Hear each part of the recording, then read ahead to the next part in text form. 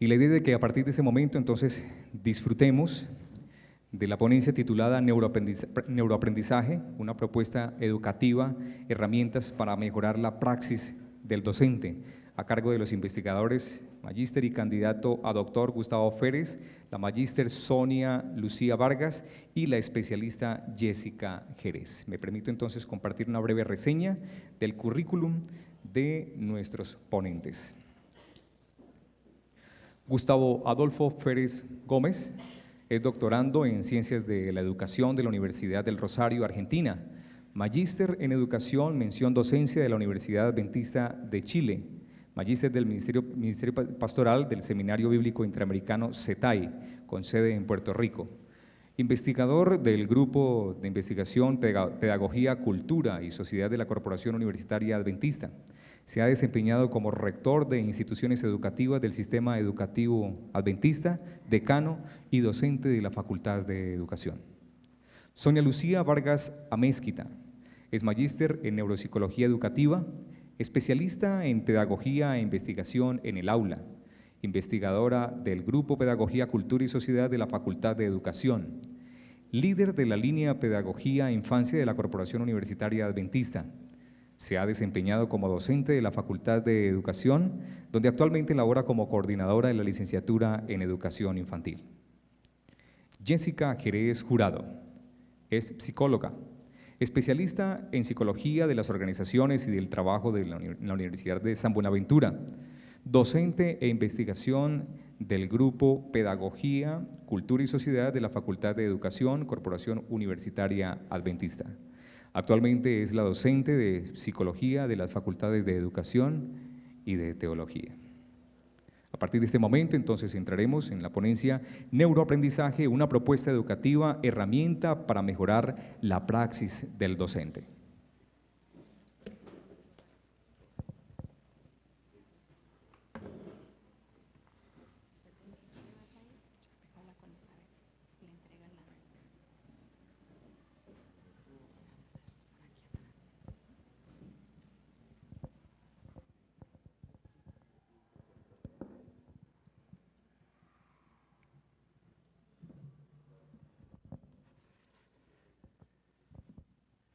Muy buenos días. Es para nosotros un placer compartir lo que resultó el año pasado, una iniciativa de parte de la Coordinación de Preescolar, en ese entonces en manos de la profesora Nina Marín, y este servidor, cuando fungía como decano, debido a los procesos habituales de registro calificado a acreditación, encontrar la necesidad institucional de instalar este simposio y también estas investigaciones. Esta investigación la titulamos Neuroaprendizaje, una propuesta educativa, herramientas para dinamizar la praxis docente. De allí se deriva el tema de investigación. Cuando hablamos como neuroaprendizaje como herramienta, pretendemos decir que ayude a desarrollar o a hacer que cobre más importancia la práctica docente. La educación actual está siendo desafiada por la neurociencia, con innovación en la formación docente. Expresamos lo siguiente: esta formación que está siendo desafiada inicia con lo que es la formación pregradual, conocida como formación inicial. También está siendo desafiada para incorporarlo en sus procesos de capacitación en la formación en servicio, con lo que respecta a la actualización profesional, como lo están haciendo algunos de los docentes aquí presentes. Y también se está incorporando en la formación posgradual. Cada vez más vemos especializaciones y maestrías y doctorados que están investigando en materia de la neurociencia. Como decía el señor decano, nos encontramos nosotros ante un nuevo paradigma educativo que está evolucionando y está tomando distancia de las tradiciones educativas en la enseñanza, que tiene lamentables influencias en el aprendizaje. Las metodologías de enseñanza y aprendizaje están llamadas a reformular cambios profundos en todos los niveles, desde la educación infantil hasta la educación superior, o ser estas también eliminadas de la práctica docente. Por eso ha resultado necesario incorporar temáticas neuroeducativas a los programas de formación docente.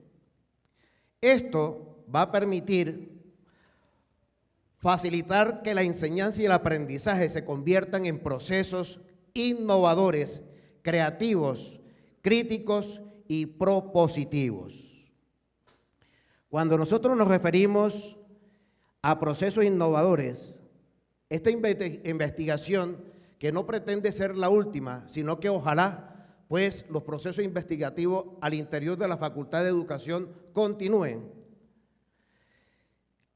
Queremos nosotros, a través de esta investigación de desarrollo e innovación, que nosotros definitivamente influyemos sobre la enseñanza y el aprendizaje, tornemos nuevos maneras de hacer las cosas, la renovemos, la alteremos, la cambiemos, la modifiquemos, la transformemos, la variemos, la corrijamos si es necesario y la rectifiquemos, y muchas acciones más. Hoy, gracias al diálogo interdisciplinario de las ciencias cognitivas y la neurociencia, está proyectando en la educación una verdadera transformación.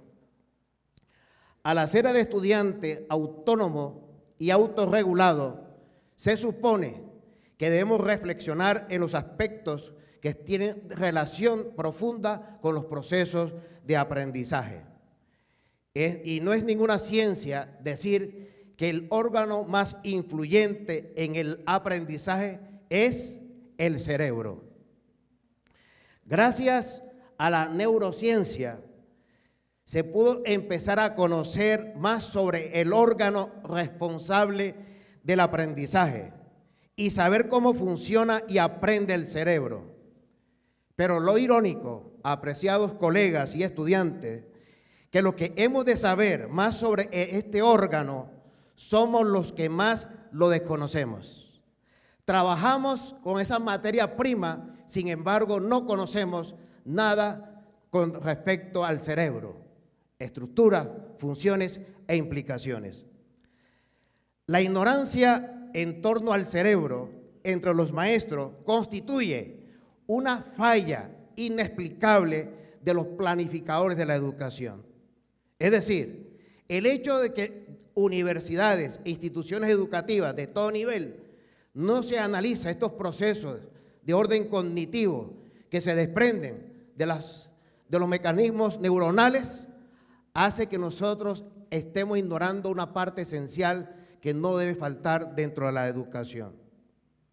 Por lo tanto, se necesitan docentes interesados en la construcción de esas conexiones neuronales, a fin de que se comprenda el sentido de contenido que estamos aprendiendo y así también crear ambientes que sean menos temibles y más desafiantes para el aprendizaje. Por eso es que nosotros, como grupo de investigadores, vimos la necesidad, ya que estamos siendo motivados, impulsados por los cambios profundos del mundo, a revisar y a reformular el sistema educativo en la búsqueda de unos nuevos paradigmas. Otra razón que encontramos es que la calidad de la educación está directamente relacionada con ¿quiénes?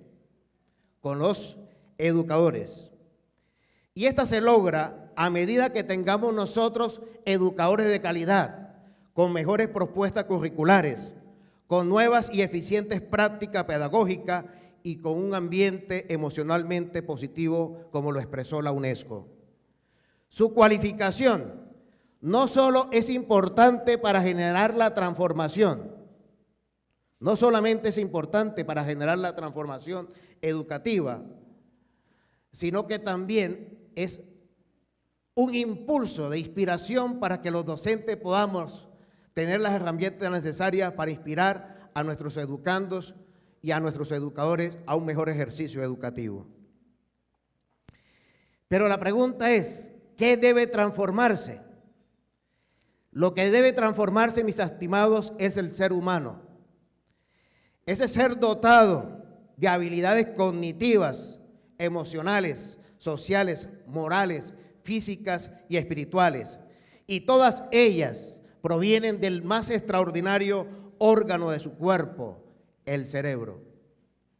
De ahí que en el cerebro encontremos la respuesta para la transformación y es en él donde ocurrirá la transformación.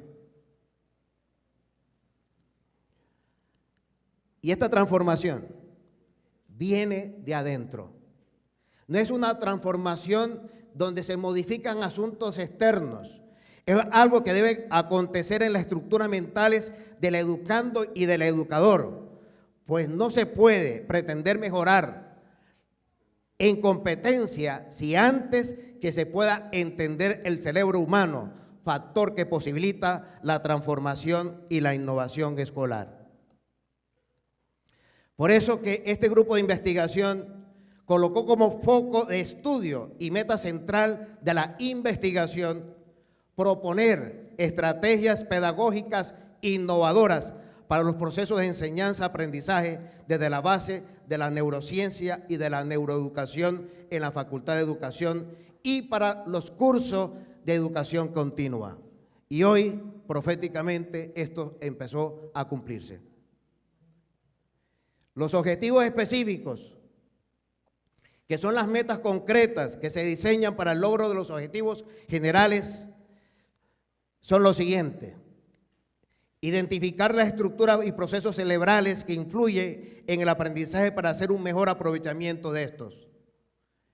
El segundo objetivo específico, contextualizar al docente acerca del proceso de evaluación de la enseñanza y aprendizaje con el fin de generar inquietudes. Y hacemos un recorrido histórico, cómo ha evolucionado la neurociencia en la educación y en la historia.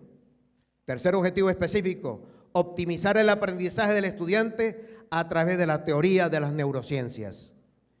Y, por último, crear un ambiente óptimo para el aprendizaje, eliminando cualquier tipo de amenaza que pueda entorpecer el proceso natural.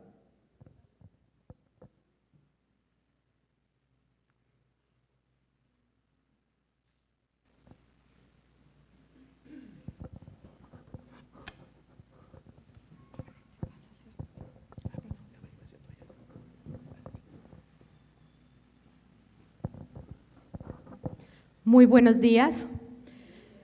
Yo les voy a hablar sobre los antecedentes que han dado pie al marco conceptual y teórico de nuestro trabajo, el cual consiste en una revisión de todo lo que se ha investigado a través del tiempo en relación con el cerebro y su influencia en el aprendizaje. Tenemos que en el año de 1990 al 2000 se da algo llamado la década del cerebro. Batro, en el año 2006, señala que en Harvard dos destacados profesores llamados Howard Gardner, que quienes conocemos sobre el tema sabemos que fue uno de los pioneros y principales exponentes de la teoría de las inteligencias múltiples, y Kurt Fischer, realizaron un curso llamado Mente, Cerebro y Educación. Con esto podríamos decir que se empieza a sentar un precedente sobre la importancia que tiene el cerebro en todos los procesos de aprendizaje y de educación, siendo vital para darle soporte a nuestro trabajo. Morales, en el año 2015, en los estudios de Damasio, Gluck, Mercado, Myers, Mora y Griff, permiten conocer cuáles son los mecanismos necesarios para conocer de manera más amplia cómo aprende el cerebro. Como bien decía el pastor Férez, es muy importante comprender que el cerebro es el principal órgano encargado del funcionamiento y del aprendizaje. Si nosotros como educadores y quienes están en formación no logramos comprender a profundidad cómo funciona el cerebro, será mucho más difícil comprender cómo es que ese aprendizaje se va a dar de forma óptima. Sabemos que los estudios que se han realizado en neuroeducación han dado grandes aportes en este sentido. Entonces, estos estudios nos ofrecen aportes sustantivos que deberían considerarse en los distintos enfoques educativos relacionados con la formación de profesores en el plano curricular y en los procesos evaluativos. Fijémonos que entonces en esta parte es fundamental considerar que en cada uno de los currículos se debe volver de vital importancia añadir el componente del cerebro, ya que es de vital importancia conocer su funcionamiento. Bueno, encontramos que en Colombia el doctor Rodolfo Ginás Riasco realizó estudios en la Pontificia Universidad Javeriana sobre el análisis en redes neuronales del sistema visual con el uso de un cálculo proporcional. En el área de la neuropsicología, el doctor Ginás ha realizado infinidad de estudios vinculados con cómo el cerebro procesa la información para que el aprendizaje se dé de una forma adecuada.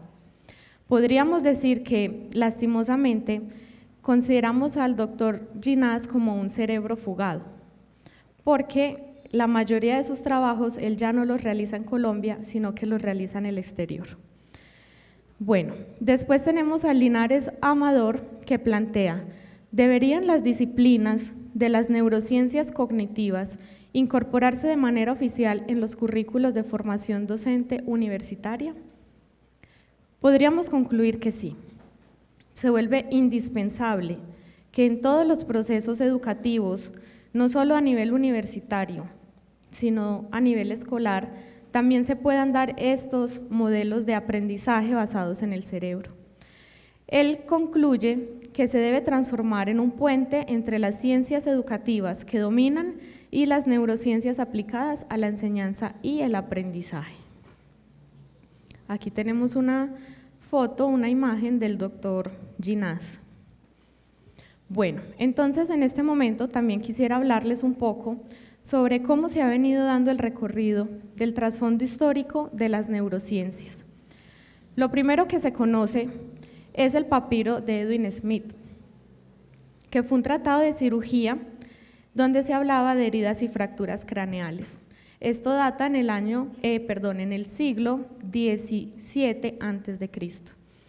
Luego, entonces, Aristóteles dice que el cerebro es un órgano inmóvil, grasiento, frío, aparentemente inútil y escaso de sangre. Sabemos que en los inicios de la psicología se considera que el cerebro no tenía gran relevancia, sino otros aspectos. Bueno, después tenemos a Leonardo da Vinci, que da aportes en el campo de las ciencias, el cerebro, el sistema nervioso.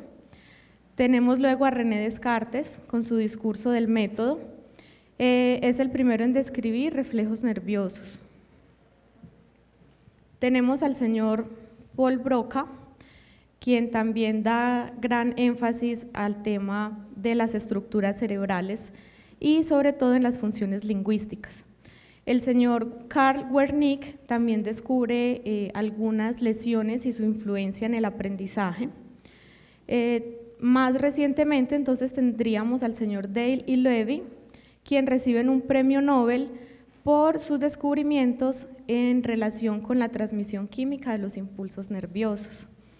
Y podríamos decir que un gran y reconocido exponente de la neuropsicología, Alexander Luria, También da grandes aportes a la importancia de los mecanismos cerebrales en los procesos de aprendizaje. Tenemos el marco conceptual, en el cual hacemos una descripción de todos aquellos aspectos que para esta investigación resultaron importantes. Tenemos el primer concepto, que es neurociencia. Se podría definir como estudio del cerebro humano hasta llegar a la neuropsicología. Hasta el siglo XVIII, las investigaciones sobre enfermedades mentales y el sistema nervioso central, ya que sabemos que en esa época, a los inicios de los estudios en neurociencias, lo único que se evaluaba era el tema de las patologías o enfermedades mentales. El término neuroeducación es definido por Bejar en el año 2014. Se da una resolución científica de las preguntas sobre el sustrato neuronal y el proceso de enseñanza-aprendizaje. El neuroaprendizaje, entonces, sería la disciplina que combina la psicología, la pedagogía y la neurociencia, y es la encargada de describir y enseñarnos cómo esos procesos de aprendizaje influyen directamente con el cerebro.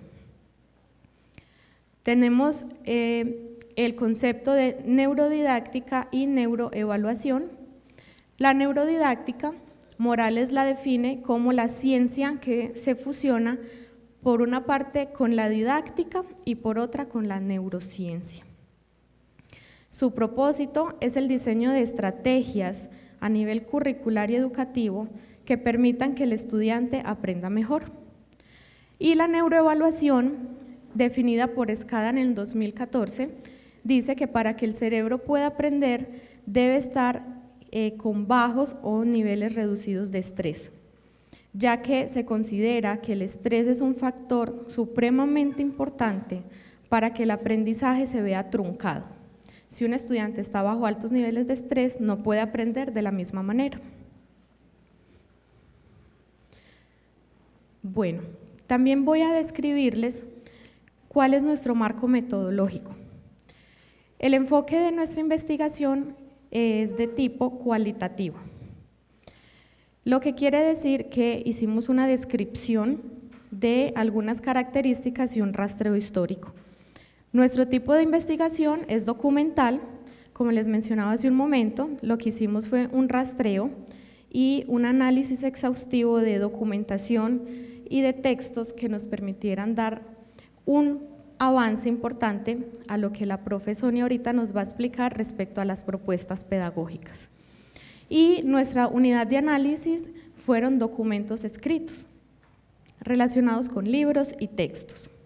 Muchas gracias. Muy buenos días, queridos participantes de este simposio. A continuación, les voy a presentar los resultados de esta investigación que fueron producto de las categorías delimitadas en el marco conceptual que la investigadora Jessica nos mostró. Esas categorías son neurociencias, neuroeducación, neuroaprendizaje, neurodidáctica y neuroevaluación.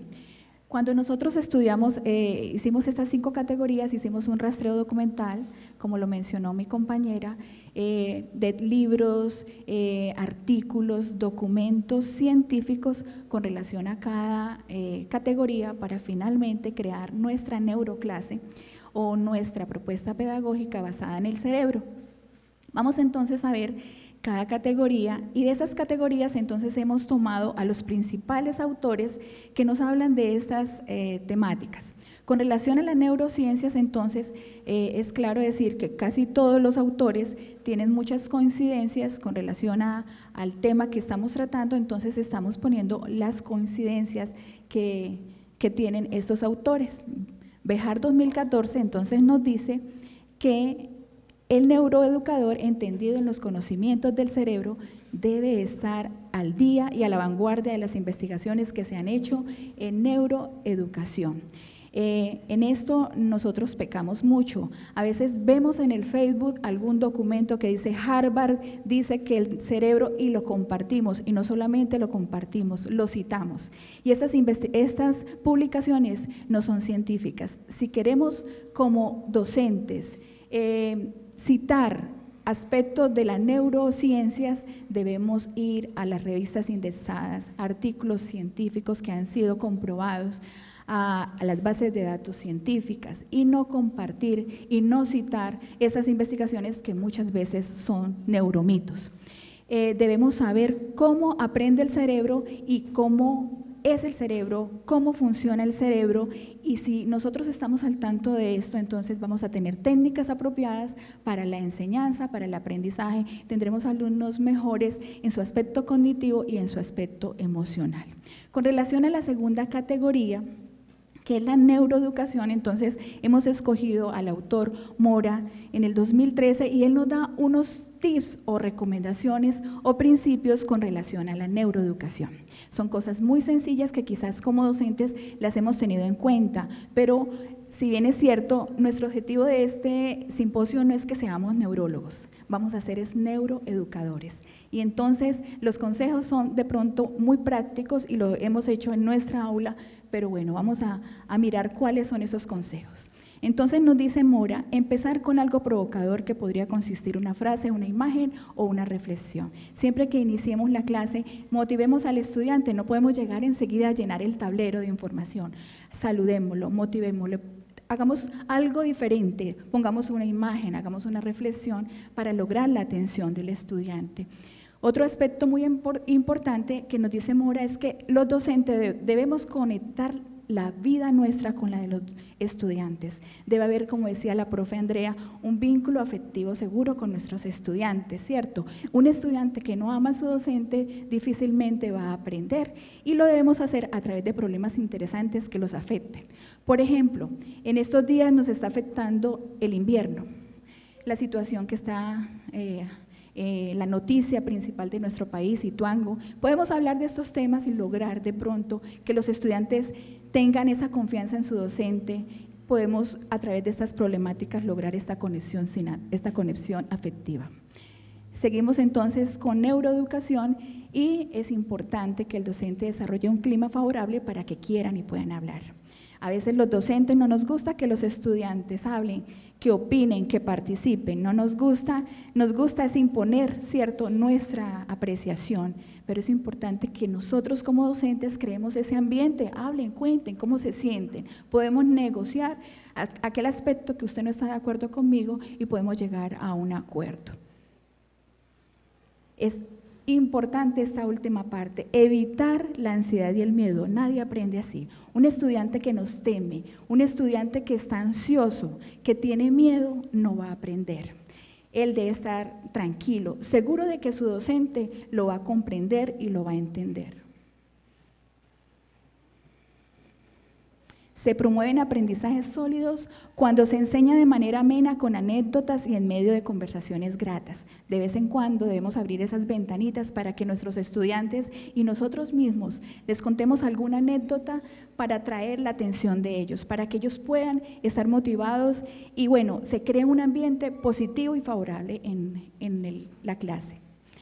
Promover la creatividad mediante actividades artísticas que ayuden a disminuir tensiones y mejoren la concentración. A veces los docentes tenemos bloques de 3, por ejemplo en la universidad nos dan un bloque de 3 horas y si somos totalmente teóricos, el estudiante se va a agotar. Debemos entonces hacer aquellas actividades artísticas que hacen que ellos se destensionen y mejore la concentración. Y un aspecto que quizás hacemos todos los días y es la actividad física. Hacer actividad física, algunos ejercicios dentro de la clase, no estamos hablando del ejercicio diario, sino el ejercicio en clase, actividades físicas para distensionarlos. Vamos a la segunda o tercera categoría que es neuroaprendizaje, campo 2010. Nos dice: las emociones matizan el funcionamiento del cerebro. Los estímulos emocionales interactúan con las habilidades cognitivas. Un muchacho que llega triste al aula, que llega con un problema, que ha terminado con su novia, el niño que se le ha muerto una mascota, ese día no va a aprender igual. ¿Qué debemos hacer los docentes? Canalizar estas emociones, hablar con ellos, escucharlos, orar por ellos dentro de nuestro contexto. Y al expresar sus emociones, él se va a sentir mejor y ese día su aprendizaje, él podrá estar concentrado, de las clases que su docente va a hacer. No podemos desconocer las emociones. Las emociones están presentes en el sistema límbico, en el cerebro. No están en el corazón ni están en el estómago, están en el cerebro, por lo tanto, el aprendizaje se da en su conjunto en el cerebro. El cerebro necesita del cuerpo como el cuerpo necesita del cerebro. No estamos divididos. No vino a la clase un estudiante con un cuerpo, ni vino a la clase un estudiante con una mente. Tenemos un ser integral y debemos tener en cuenta que debe estar bien física y mentalmente.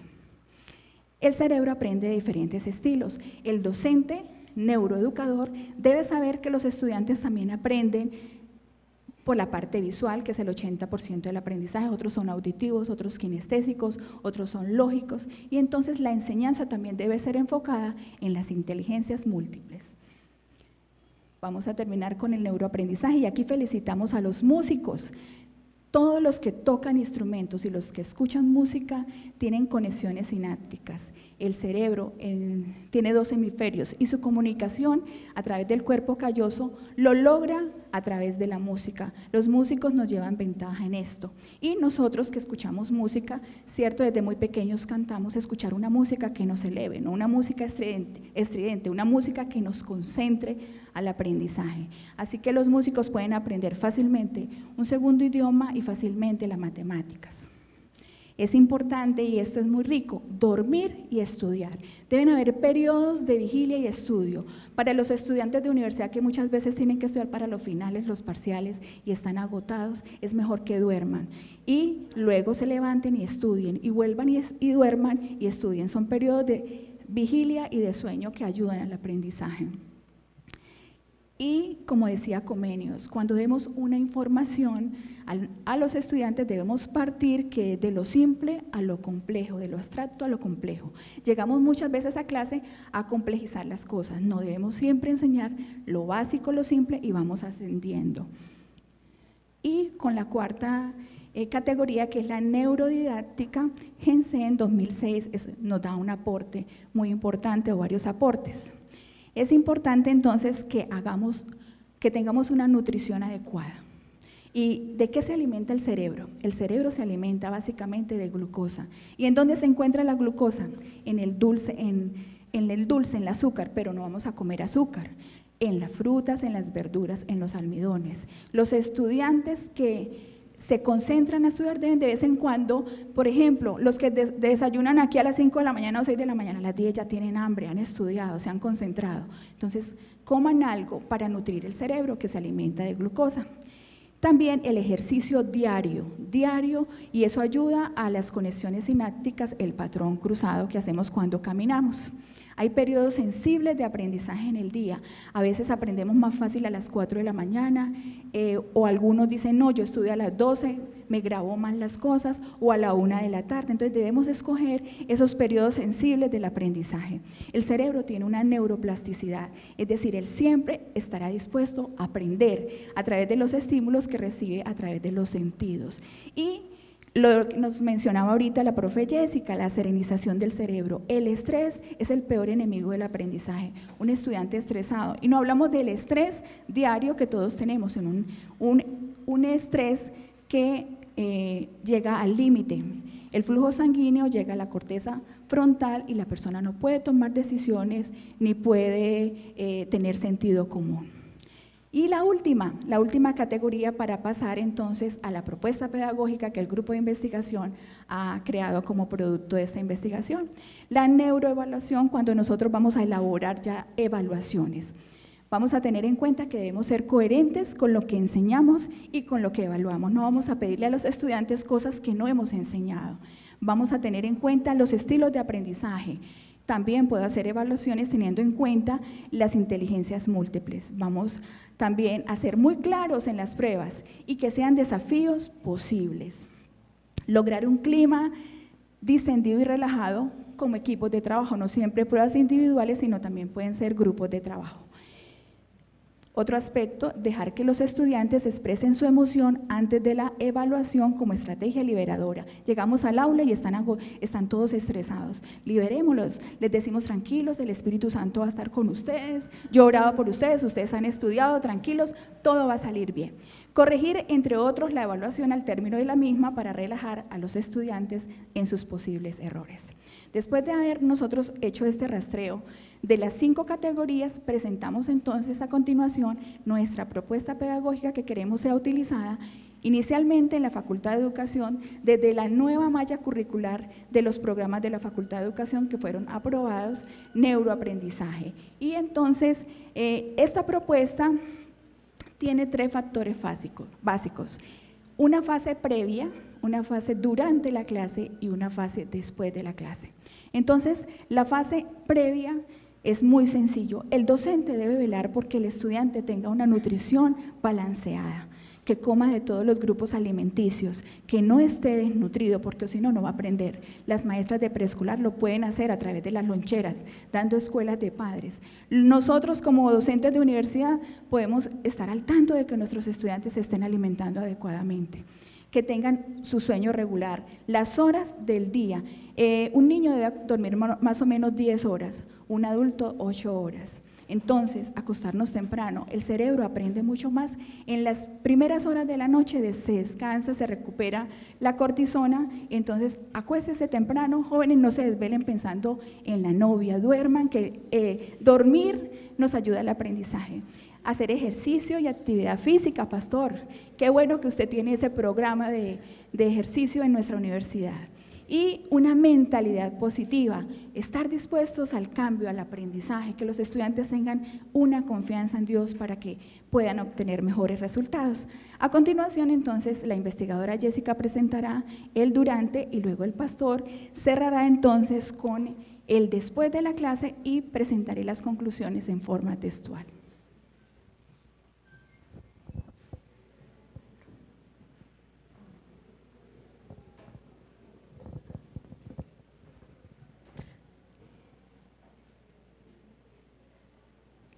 Bueno, entonces en esta parte se vuelve muy importante comprender que para el durante de la clase vamos a tener en cuenta los aspectos relacionados con los procesos cerebrales esenciales e implicados en el aprendizaje.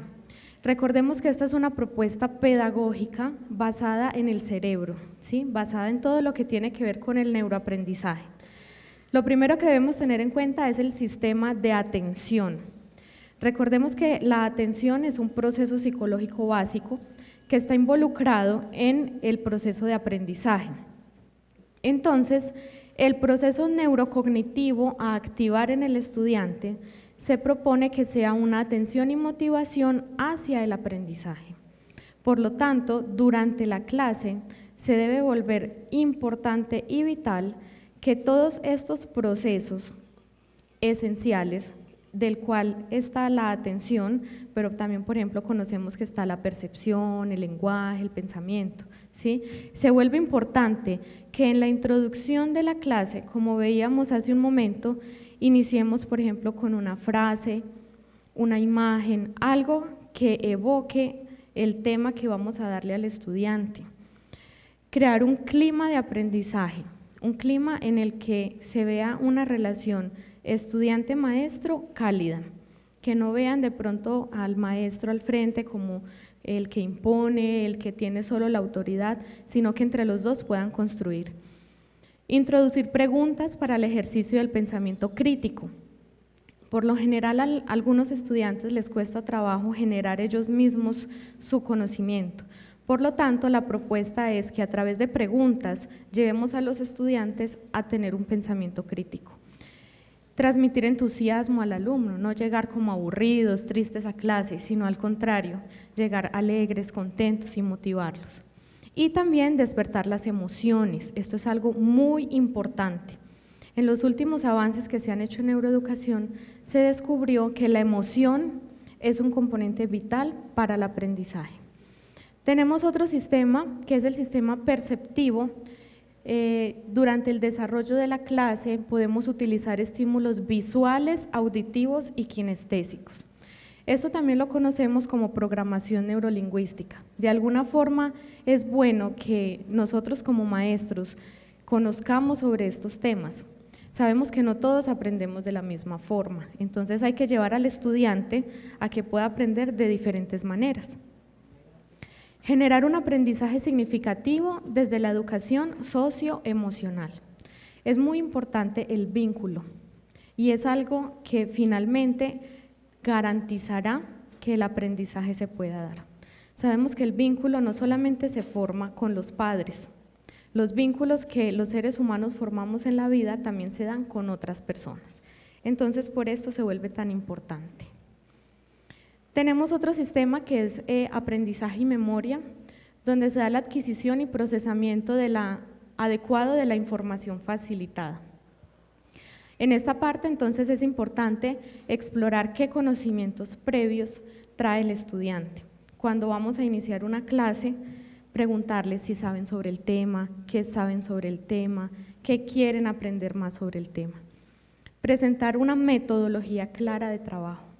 Por eso es tan importante que al iniciar la clase el estudiante ya sepa qué se le va a evaluar y qué trabajos va a hacer durante todo el periodo académico. Eso le dará seguridad y confianza. Exponer con claridad, expresividad, facilitar notas y apuntes, contextualizar y relacionar el contenido. Bueno, todas estas estrategias que hay aquí nos llevan a que el estudiante active ese proceso que tenemos ahí, que es la memoria. La memoria en nuestro cerebro está dada desde varios lóbulos, la memoria está dada en 2 lóbulos importantes de nuestro cerebro. Por lo tanto, tenemos que llevar a los estudiantes a que activen no solo su memoria a corto plazo, sino que también la memoria a largo plazo esté funcionando bien, garantizando que el conocimiento que le estamos dando en el presente permanezca en el futuro. Y por último tenemos el sistema del procesamiento del lenguaje. En este sentido se da la consolidación del pensamiento del estudiante, la personalización de la información, es decir, llevar a que el estudiante también genere su propio conocimiento, formular preguntas, problemas, hipótesis, ponerlos de pronto a que elaboren ensayos, relatorías, que no solo sea estar dando y hablando en clases, sino también permitir que el estudiante elabore. Sugerir actividades dinámicas que lleven a que el estudiante pueda favorecer y fortalecer su conocimiento. Y por último tenemos aquí crear una mentalidad de crecimiento intelectual. Muchas veces hemos visto que algunos estudiantes son un poquito perezositos para pensar. Entonces es importante llevarlos a que ellos investiguen, a que no se queden solo con lo que el profesor da en clase, sino que vayan más allá y puedan fortalecer y mejorar el aprendizaje.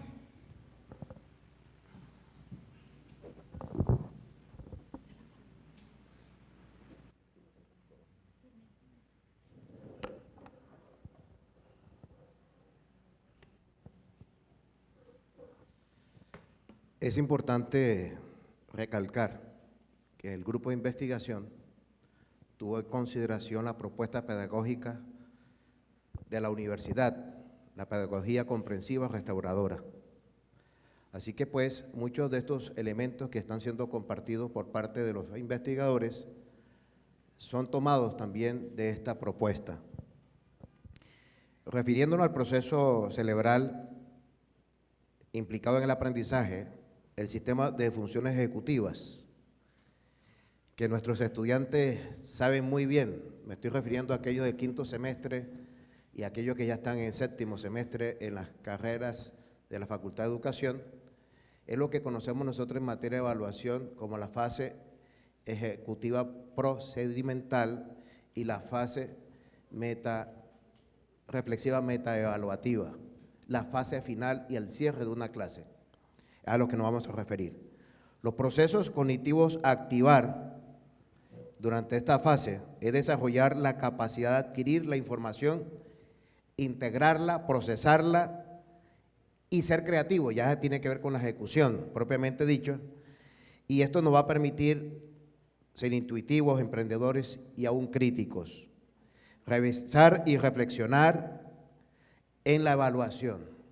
Generalmente esta fase del proceso metaevaluativo no se da dentro del aula, ni lo hace el maestro y menos el estudiante, porque el maestro tiene que incorporar, ¿sí?, este proceso para constatar que los conocimientos compartidos han sido realmente obtenidos dentro del aprendizaje. Aquí hay que pensar la evaluación como herramienta hacia el desarrollo de la comprensión. La evaluación es un medio, la evaluación es un recurso para el aprendizaje. Se evalúa para aprender, no se evalúa para rajar, para corchar o cualquier término que nosotros queramos utilizar. Para tener un medio, digamos, lo menos tenso posible, o sea, lo menos tenso posible, es importante inculcar al estudiante que debe estudiar de manera gradual para que no sufra en el momento que corresponde a hacer el examen, y así ellos van a tener la capacidad de disminuir las angustias y los nervios preexamen. Deben aprender a estudiar gradualmente. Quiero pasar a la otra diapositiva y luego regresamos para explicarles lo que tienen que ver con las acciones y estrategias del maestro. En esta, nosotros podemos considerar que el maestro, como bien lo dijo maestra Sonia, el neuroevaluador debe ayudar a concebir el error como un elemento positivo. El error debe constituirse en una materia prima también para el aprendizaje. Y el estudiante debe, por última instancia, darse cuenta la importancia de los conocimientos obtenidos, los procedimientos y las actitudes, de tal modo que ellos puedan llevarlo a que estos puedan ser llevados a la conducción de problemas dentro del contexto. Los conocimientos obtienen significado y trascendencia cuando nosotros encontramos que ellos son necesarios para el diario vivir, para la cotidianidad y también para la solución de problemas en contexto. Ahora entonces sí regreso en cuanto al cierre de clases y las actividades y acciones y estrategias del maestro neuroevaluador para que pueda cerrar su clase con altura, ¿sí? Y esto pues obviamente se va a ver reflejado dentro del aprendizaje de nuestros estudiantes. Primero, lograr un clima áulico distendido, y ya a eso se refirieron los anteriores colegas. Coherencia con lo que se enseña y se evalúa. No podemos nosotros, apreciados, evaluar lo que no hemos enseñado, y debemos enseñar lo que hemos de ¿qué? Evaluar. Tener una consideración los estilos de aprendizaje. Recuerden pues que estos nos permiten la adaptación a las características del estudiante. Transmitir y evaluar la información en forma multivariada. Es fundamental esto, ¿sí? Debemos no solo enseñar, sino también evaluar de manera multivariada, y esto obedece a que propicia el aprendizaje multisensorial, porque hay quienes aprenden a través de lo que escuchan, otros de lo que ven y otros a través de lo que hacen y tocan. Enseñar a desarrollar actitudes positivas dentro del estudiante, asumir durante el proceso educativo y evaluativo la función de orientador y regulador. El maestro se debe constituir en su rol un rol formativo y propiciar retroalimentación que introduzca a la reflexión y al aprendizaje. Con esto pues cerramos esta parte del proceso y vamos a escuchar la última intervención.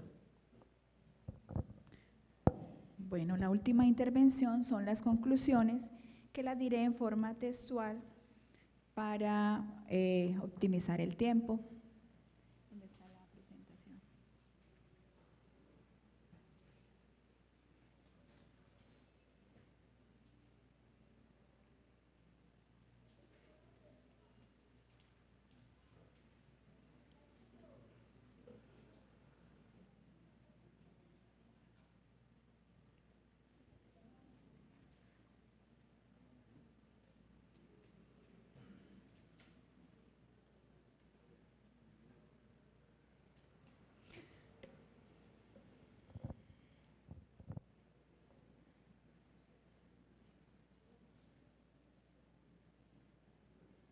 perdón.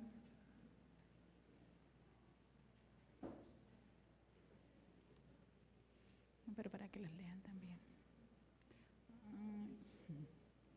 Pasémoslo al final, por favor. Al final. Listo. Disculpen ustedes. Vamos entonces a leer las conclusiones que el grupo de investigación obtuvo de esta investigación y se quitaron también de acá. Bueno, siempre ocurren problemas, ¿cierto? Estamos en un mundo imperfecto. Conclusiones, entonces. Estas conclusiones se extraen de los resultados obtenidos de las categorías analizadas. Se considera importante tener en cuenta las investigaciones realizadas en la educación basada en el cerebro para el diseño de estrategias pedagógicas que tengan como punto de partida la adopción de metodologías que puedan ser puestas en práctica en el aprendizaje.